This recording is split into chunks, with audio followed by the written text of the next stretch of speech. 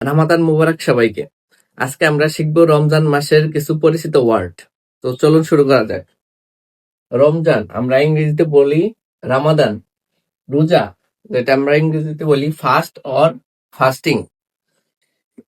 রোজা রাখা, যেটাকে আমরা বলি খিপা ফাস্ট। সেহরি, যেটা আমরা ইংরেজিতে বলতে পারি suhoor. Suhoor or pre dawn meal. Dawn meal হুরের ঠিক আগ মুহূর্ত। তো মানটা কি দাঁড়ালো? ভোরের ঠিক আগ মুহূর্তের খাবার। আর এটাকে আমরা বলতে পারি লেট নাইট সাফা। তো সাফা মিন্স ডিনার অ্যান্ড সাফার মধ্যে পার্থক্যটা হলো ডিনার হলো রাতের প্রধান খাবার, আর সাফাটা হলো রাতের প্রধান খাবারের সাথে হালকা খাবার যেটা বলে। তো সাফা হলো রাতের হালকা খাবার। তো লেট নাইট সাফা মিন্স রাতের শেষ রাতের হালকা খাবার, সেটাকে আমরা বলি সেহরি।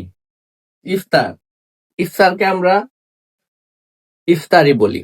ইফতার অথবা আমরা বলতে পারি breaking the fast at sunset during Ramadan. ও মানেটা কি? ব্রেকিং দ্য ফাস্ট, রোজা ভাঙা হয়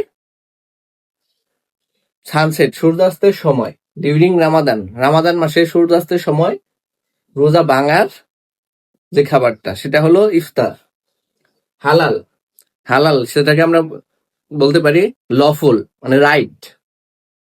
হারাম আনলফুল বা ফরবিডেন, যেটা হালালের অপোজিট।